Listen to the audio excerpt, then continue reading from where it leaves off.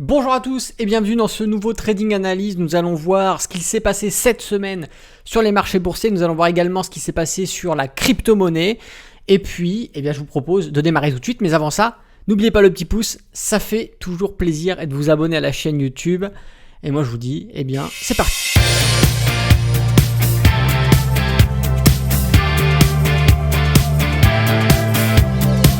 Bonjour à tous, c'est Alexandre, le trader indépendant, et dans cette vidéo, on va voir un petit peu ce qui s'est passé cette semaine sur les marchés boursiers. Donc c'est le Trading Analyse du dimanche 20 mars 2022 et je vous propose que l'on commence tout de suite. N'oubliez pas le petit pouce, n'oubliez pas également de vous abonner à la chaîne YouTube.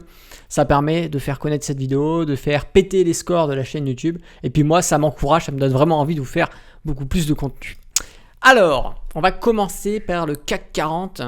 Très beau rebond, le CAC 40 sur la zone des 6000. On l'avait déjà abordé, ou je l'avais déjà abordé lors de mes lives. Et sur le Insta, on avait ici une très grosse zone de support. Et effectivement, ça n'a pas loupé puisque les prix sont bien repartis à la hausse. Et rappelez-vous, je vous disais qu'on avait ici la zone des 6400. Qui jouait rôle de résistance, puisque depuis la bougie du 9 mars, on voyait bien ici qu'on avait du mal à sortir de cette zone, et ça n'a pas loupé, parce que pour sortir de cette zone, ici, on a créé un gap, on le voit bien ici, un très beau gap, et donc forcément, on a des chances de venir le combler plus tard. Il faut savoir que là, du coup, on est de retour sur la zone des 6600. 6600, je vais vous la tracer, je vais vous mettre un beau trait horizontal, pour que vous puissiez bien voir ce qu'il en est. Les 6600, on est ici.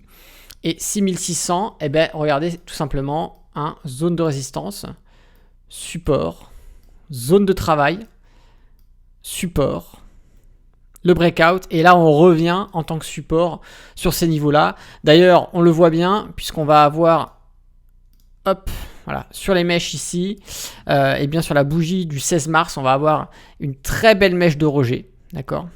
Voilà, mon tracé est un peu dégueulasse, excusez-moi, mais très belle mèche de rejet. Et effectivement, on voit qu'ensuite, ici, les cours de clôture sur ces deux bougies restent assez minces. Donc, on a effectivement ici une zone qui est compliquée. Et je pense que, alors vu que le biais est quand même, alors c'est pas parce qu'ici on a pris de la hausse que c'est une hausse définitive. D'ailleurs, moi techniquement, je trouve que cette hausse, même quand on va voir sur des unités de temps plus petites, elle n'est pas forcément saine. Donc je pense que si jamais on récupère notre biais baissier, ça se fera très certainement sur ces niveaux de prix, à peu près aux alentours des 6000, voire légèrement un peu au-dessus, mais ça se fera sur la zone de travail ici où on avait nos bougies qui ont travaillé. Donc je pense que c'est ici qu'on peut avoir, si il doit y avoir un pullback et un retour baissier, voilà, tout simplement. Donc ça, c'est encore une fois un des scénarios possibles.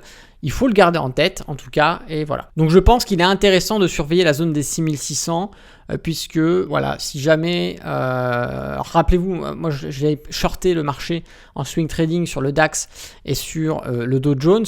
J'avais fait une clôture 2/3 des positions sur les 6000, et j'ai toujours ma position qui est en cours. Et je verrai comment se comporte le marché sur ces niveaux-là, que ça soit sur le CAC ou les autres indices, pour voir si je peux pas reprendre des contrats en vente à découverte pour reprofiter d'une baisse.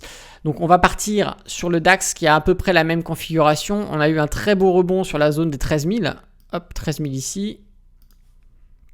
On avait un support assez exceptionnel qu'on a faussement cassé, on a rebondi aussitôt, on est reparti à la hausse. C'est un peu la même configuration que le CAC 40, puisqu'aujourd'hui on est sur l'intermédiaire des 14 500. Et on va avoir une configuration un petit peu différente sur le DAX, puisqu'ici la zone de résistance que l'on va rencontrer, elle se situe sur les 15 000. Donc on a encore un potentiel de hausse sur le DAX avant d'aller le chercher. Mais à voir s'il y a une corrélation avec le CAC 40, on pourrait effectivement repartir à la baisse. Pourquoi la zone des 15 000 ? Parce que regardez, ici support, support, il n'y a pas besoin de faire 36 000 dessins, le breakout. Et donc moi ce que je vais attendre, c'est ce retour ici pour, pourquoi pas, shorter si jamais nous avons un signal de short, c'est ce qui peut être intéressant. Ce qui veut dire qu'on va avoir un potentiel si jamais, voilà, comme pour le CAC 40, il doit y avoir un retour du biais baissier, parce qu'encore une fois, en analyse sur des unités un peu plus petites, on n'a pas une volatilité très saine. On va avoir un gap qui s'est formé entre ces deux séances. On va avoir également, on avait une zone ici des 14 000 qui était assez compliquée depuis la bougie du 9 mars, qu'on n'arrivait pas à clôturer au-dessus. Vous voyez qu'ici on avait mèche de rejet. Et effectivement, ça s'est un peu passé comme pour le CAC 40, c'est-à-dire qu'on est passé au-dessus par un gap. Donc pour moi, si jamais il doit y avoir un retour baissier, ça va se faire dans ces zones-là, entre les 15 000 et les niveaux de prix actuellement, pour pouvoir récupérer, pourquoi pas, un mouvement baissier. Ou du moins venir combler ce gap. Ça, c'est des scénarios, encore une fois, que je mets de côté, que je surveille. Et puis, en fonction de comment ça se passe, eh bien, on va pouvoir tout simplement venir prendre position si jamais notre scénario se concrétise. On va partir maintenant sur le Dow Jones. Le Dow Jones qui a une mécanique qui est un petit peu plus différente, mais qui, pareil, comme pour les autres indices, va avoir une hausse qui se situe ici, qui pour moi n'est pas saine, encore une fois. Quand on regarde un peu ce qui s'est passé sur des UT plus petites, je trouve que c'est vraiment très précipité. On n'a pas eu très belle construction. Cependant, on a sur les indices américains des choses qu'on n'a pas sur les indices européens. On va avoir effectivement ces divergences. Alors ça, c'est la seule indication qu'on va avoir concrètement qui peut nous faire peut-être espérer, pourquoi pas, un retour haussier. Mais encore une fois, on aurait du coup, je pense, une décorrélation technique entre ce qui se passe sur les indices américains et ce qui se passe sur les indices européens. Donc encore une fois, on n'est pas Madame Irma, donc on garde ces scénarios de côté, on surveille, mais il est vrai qu'on avait notre belle divergence baissière, rappelez-vous ici, qui a d'ailleurs enclenché cette belle baisse, qui vient d'être cassée ici sur les séances, et bien surtout la séance du 16 mars. Voilà, on est venu casser cette droite de tendance qu'on avait sur ces niveaux-là. Donc, est-ce que effectivement, en voyant ça et en voyant également la divergence qu'on avait ici, est-ce que c'est vraiment ce qui va donner la dynamique? Pour moi, je vais attendre vraiment la cassure de ces plats SSB ici pour pouvoir être un peu plus serein sur une probable retour à la hausse. Maintenant, encore une fois, ça va être de l'attente, de la surveillance, et on va voir ce qu'il en est sur le Dow Jones. On va partir sur le Nasdaq. Le Nasdaq est encore une fois un petit peu à part de tous les indices américains, puisqu'on va avoir ici une très belle hausse, très peu d'impact sur le Covid, au contraire beaucoup de profit sur le flash crack de début 2020. Forcément, beaucoup pensent à une bulle 2000, la bulle Internet, aujourd'hui la bulle des internautes, pourquoi pas, les services à outrance sur le net, etc.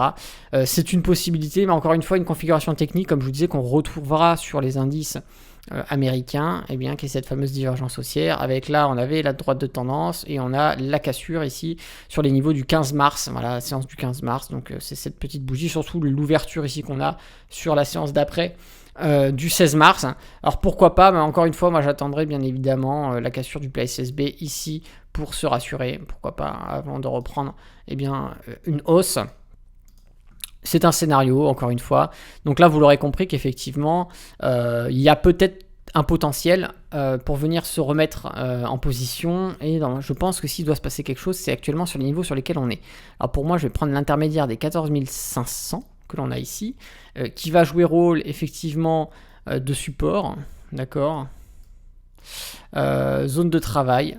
Et actuellement ici, probablement zone de résistance. Donc c'est à surveiller ici. Attention, que va-t-il se passer? Je pense qu'il faut justement être observateur, parce que si jamais on a des signaux de short, là en swing ça peut être vachement intéressant, puisque ça pourrait venir nous faire récupérer, notamment qu'on est ici aux alentours de la zone des 50, zone de neutralité du RSI, qui on sait toujours s'expanse un peu au-dessus, et donc pourquoi pas essayer et espérer ici un retour pareil du RSI qui pourrait accélérer le mouvement baissier. Encore une fois, c'est un scénario à avoir en tête, à ne pas négliger, ça peut être intéressant pour faire du swing trade dessus. En tout cas, en trading intraday, que ce soit sur le CAC, le DAX, le Dow Jones ou le Nasdaq, c'est pareil, on s'adapte au jour le jour, là, il n'y a aucune difficulté. L'avantage du day trading, c'est que peu importe ce qui se passe dans la journée, qu'on ait une séance haussière, baissière, on s'en fout. En swing trading, effectivement, c'est un peu plus délicat, puisqu'il y a beaucoup d'attentes, on attend des bonnes configurations qui se passent, parfois il peut y avoir plusieurs jours, plusieurs semaines avant de prendre position, notamment quand on ne fait qu'un certain paquet de surveillance réduite, comme par exemple on se consacrait qu'aux indices, chose que je fais essentiellement. Je vous propose qu'on parte sur le SP500 qui lui pareil a la même configuration que les autres indices américains. On a cette fameuse divergence, on va avoir ce fameux breakout Ici, à partir de la séance du 16 mars aussi, voilà, on a ici. Pourquoi pas, je vais attendre encore une fois le plat SSB avec la cassure ici avant de me confirmer réellement une hausse, puisqu'on a également une droite de tendance ici qui a déjà été cassée. Alors attendez, je vais un peu enlever les dessins parce que ça va être beaucoup plus propre comme ça. Qui a déjà été cassée. À voir si c'est une vraie cassure ou une fausse cassure, à voir comment se comporte le marché.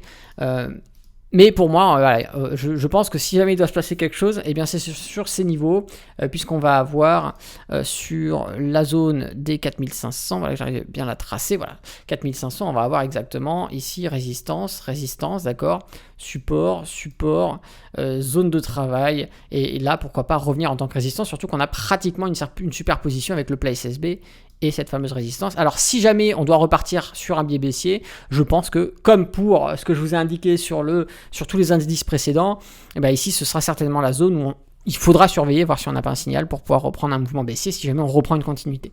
Maintenant, si jamais on casse toute cette zone, effectivement on remettra en cause le biais baissier et on repartira peut-être sur des mouvements aussi beaucoup plus long terme, hein, voilà, dans ces cas-là. Et bon, ben, les achats qu'on aura fait sur les différents paliers de support auront été des achats qui auront été certainement faits sur les plus bas, et on pourra peut-être replacer un petit peu plus agressivement du coup si jamais la technique nous rassure un petit peu plus sur une reprise haussière, ce qui n'est pas encore le cas actuellement. Il y a encore des éléments, comme je vous l'ai dit, à casser, mais voilà, si jamais on doit récupérer ce mouvement baissier, ce qui serait pas top, enfin ce qui serait top au contraire, ce qui serait pas dégueulasse, c'est ce qui serait top, parce que ça nous permettrait d'aller chercher des achats sur des niveaux de support beaucoup plus intéressants. Voilà, 3006, 3004, 3005 également, pourquoi pas. À voir ce que ça peut faire, mais voilà, si jamais il doit y avoir un retournement baissier, je pense que ce sera certainement sur cette zone. On va maintenant partir sur le CAC 40, sur le Bitcoin, voir un petit peu ce qui se passe. Et ben, le Bitcoin n'a pas bougé par rapport à notre dernière analyse. Rappelez-vous, je vous disais qu'on avait ici eh bien, notre fameuse figure sur les 4500, voilà ici, et ici on avait voilà, notre droite de tendance.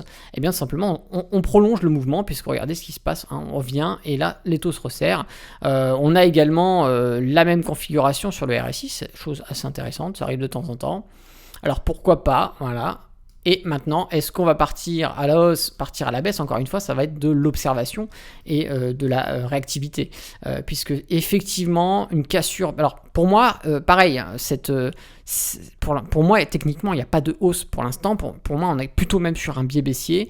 Mais on range en attendant peut-être de récupérer cette baisse. Pour moi... On verra, mais peut-être que je peux me tromper, parce que, encore une fois, je suis pas Madame Irma, mais moi, techniquement, ce qui se passe actuellement, à moins que dans les jours qui suivent, il y ait d'autres éléments techniques qui se mettent en place, mais pour moi, ce qui va se passer, je pense, c'est que, voilà, je pense qu'il y a moyen qu'on fasse cela.